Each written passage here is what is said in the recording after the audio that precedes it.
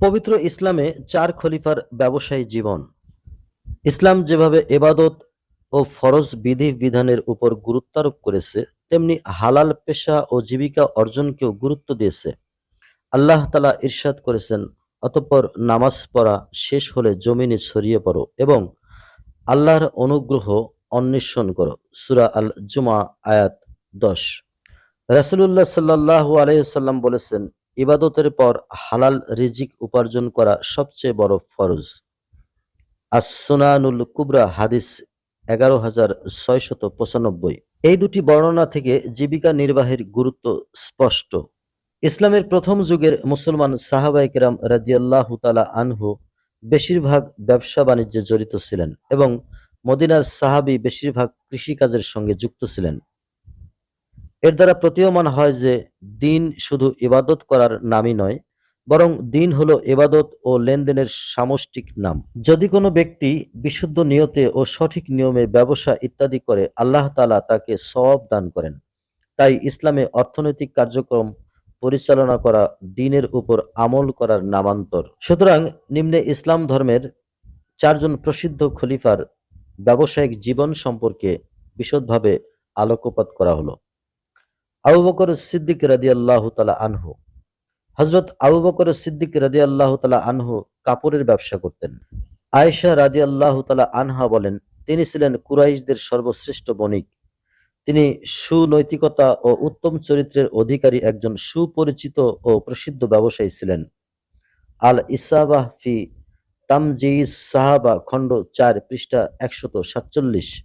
উম্মে সালামা রাদিয়াল্লাহু তাআলা আনহা বলেন, রাসূলুল্লাহ সাল্লাল্লাহু আলাইহি সাল্লামের ইন্তেকালের ১ বছর আগে আবু বকর সিদ্দিক রাদিয়াল্লাহু তাআলা আনহু ব্যবসায়িক সফরে বসরা বর্তমানে ইরাক গিয়েছিলেন এবং এই সফরে তার সাথে ছিলেন নুয়াইমান রাদিয়াল্লাহু তাআলা আনহু এবং সুয়াইবিত বিন হারমানা রাদিয়াল্লাহু তাআলা আনহু তার সঙ্গে ছিলেন। আবু বকর সিদ্দিক রাদিয়াল্লাহু তাআলা আনহু যখন খলিফা হলেন, তখন তার পরের দিনই তিনি সকালে বাজারে যাচ্ছিলেন এবং তার কাঁধে কাপড়ের গাঁটটি ছিল, যার মাধ্যমে তিনি ব্যবসা করতেন। প্রতিমধ্যে ওমর রাদিয়াল্লাহু তাআলা আনহু এবং আবু উবাইদাহ ইবনে জাররাহ রাদিয়াল্লাহু তাআলা আনহুর সঙ্গে সাক্ষাৎ হয়। তখন তারা উভয়ে আবু বকর সিদ্দিক রাদিয়াল্লাহু তাআলা আনহুকে জিজ্ঞেস করেন, হে আল্লাহর রাসূল সাল্লাল্লাহু আলাইহি সাল্লামের খলিফা, গন্তব্য কোথায়? তিনি জবাবে বললেন, বাজার। তখন উভয়েই বললেন, আপনি কিভাবে ব্যবসা করবেন? অথচ আপনি মুসলমানদের গভর্নর ও খলিফা। অর্থাৎ আপনাকে মুসলমানদের বিষয় দেখাশোনা করার এবং তাদের সমস্যার সমাধানের দায়িত্ব দেয়া হয়েছে। আপনি এই খলিফার দায়িত্বের সাথে সাথে ব্যবসা কিভাবে করবেন? তখন আবু বকর সিদ্দিক রাদিয়াল্লাহু তাআলা আনহু বলেন, তাহলে আমার পরিবার চলবে কেমন করে? হযরতে ওমর রাদিয়াল্লাহু তাআলা আনহু ও আবু উবায়দাহ ইবনে জাররাহ রাদিয়াল্লাহু তাআলা আনহু বলেন, আপনি আমাদের সঙ্গে চলুন, যাতে আমরা আপনার জন্য বাইতুল মাল অর্থাৎ রাষ্ট্রীয় কোষাগার থেকে কিছু বেতন নির্ধারণ করে দিতে পারি।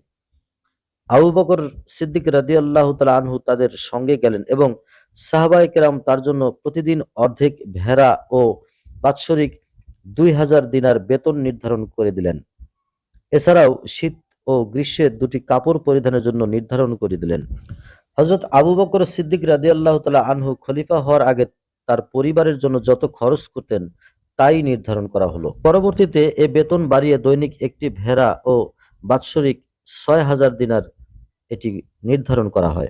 এবার জানবো হযরত ওমর রাদিয়াল্লাহু তাআলা আনহুর ব্যবসায়িক জীবন।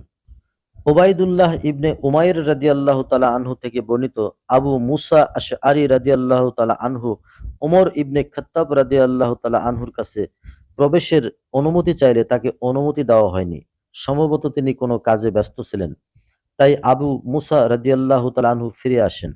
পরে ওমর রাদিয়াল্লাহু তাআলা আনহু পেরেশান হয়ে বলেন, আমি কি আব্দুল্লাহ ইবনে কায়েস অর্থাৎ আবু মুসা রাদিয়াল্লাহু তাআলা আনহুর নাম এর আওয়াজ শুনতে পাইনি?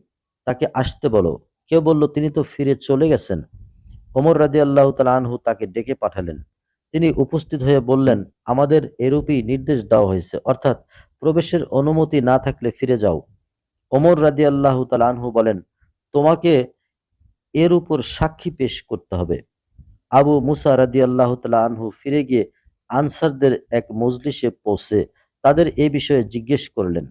তারা বলেন, এ ব্যাপারে আমাদের মধ্যে সর্বকনিষ্ঠ আবু সাইদ খুদরি রাদিয়াল্লাহু তাআলা আনহু সাক্ষ্য দেবেন। তিনি আবু সাইদ খুদরি রাদিয়াল্লাহু তাআলা আনহুকে নিয়ে গেলেন। হযরত ওমর রাদিয়াল্লাহু তাআলা আনহু তার কাছ হতে সে হাদীসটি শুনে বলেন, কি আশ্চর্য! আল্লাহর রাসূলের নির্দেশ কি আমার কাছ থেকে গোপন রয়ে গেল? আসল ব্যাপার হলো বাজারে ক্রয় বিক্রয় অর্থাৎ ব্যবসার জন্য বের হওয়া আমাকে বেখবর রেখেছে। সহিহ বুখারী হাদিস নম্বর 2062। হযরত ওমর রাদিয়াল্লাহু তাআলা আনহু জাহিলি যুগে বিভিন্ন শিল্পে পারদর্শিতা অর্জনের পর তিনি জীবিকার দিকে মনোনিবেশ করেন। সমগ্র আরবে জীবিকা নির্বাহের অধিকাংশ মাধ্যম ছিল ব্যবসা। তাই তিনিও ব্যবসা শুরু করেন এবং এতে তিনি এত বেশি মুনাফা অর্জন করেন যে তিনি মক্কার ধনী ব্যক্তিদের মধ্যে গণ্য হতে থাকেন। এমনকি তিনি খলিফা হওয়ার আগ পর্যন্ত ব্যবসা চালিয়ে যান এবং খলিফা হওয়ার পরও তিনি ব্যবসা চালিয়ে যান।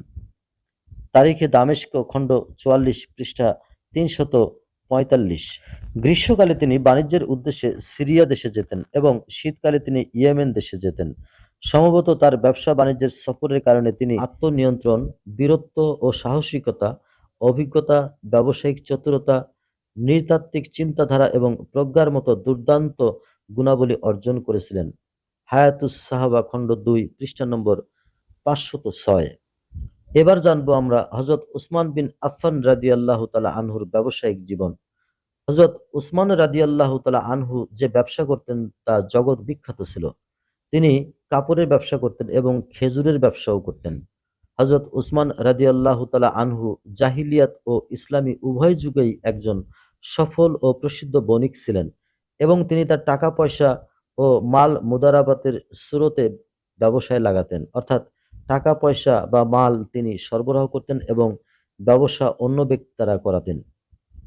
আল মাআরিফ পৃষ্ঠা ৫৭৫। হযরত আলী বিন আবি তালিব রাদিয়াল্লাহু তাআলা আনহু অর্থাৎ হযরত আলী রাদিয়াল্লাহু তাআলা আনহুর ব্যবসায়িক জীবন। হযরত আলী রাদিয়াল্লাহু তাআলা আনহু একটি নির্দিষ্ট মেয়াদে অর্থ প্রদানের প্রতিশ্রুতিতে উটের বিনিময়ে তার উট বিক্রি করেছিলেন। তার উটকে উসাইফির বলে ডাকা হতো। আল মুসান্নাফ লি সুনআনি হাদিস ১৪১৪২।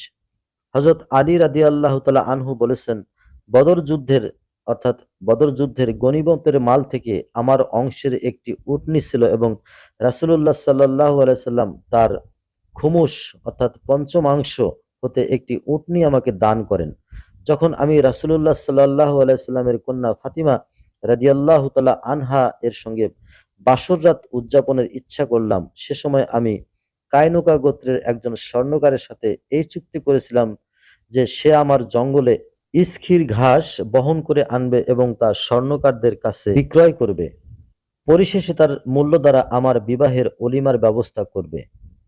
সহিহ বুখারী হাদিস নম্বর 2089। প্রিয় ইসলাম প্রিয় ভাই ও বোনেরা, এ থেকে আমরা অবশ্যই কিছুটা হলেও জানতে পেরেছি যে ইসলামে প্রসিদ্ধ ৪ খলিফা হযরত আবু বকর সিদ্দিক রাদিয়াল্লাহু তাআলা আনহু, হযরত ওমর রাদিয়াল্লাহু তাআলা আনহু, হযরত উসমান রাদিয়াল্লাহু তাআলা আনহু এবং হযরত আলী রাদিয়াল্লাহু তাআলা আনহু প্রত্যেকেই ব্যবসা করতেন এবং এই ব্যবসার মধ্যেই আল্লাহ পাক বরকত এবং নিয়ামত দান করেছেন। সেটি বর্তমানেও আমাদের মুসলমান ভাই বোনেরা যারা ব্যবসা করেন তাদের যদি সেটি হালাল এবং সৎ উপার্জন হয় তাহলে অবশ্যই তাতে মহৎ কল্যাণ ও নিয়ামত আল্লাহ পাক দান করেন।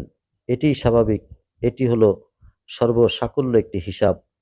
আসুন আমরা প্রত্যেকেই সৎভাবে এবং সৎ উদ্দেশ্যে সঠিকভাবে হালাল পথে আমরা ব্যবসা বাণিজ্য পরিচালনা করি, এতেই কল্যাণ নিহিত রয়েছে। আল্লাহ পাক আমাদের সকলকে বুঝার এবং করবার তৌফিক দান করুন। আমিন।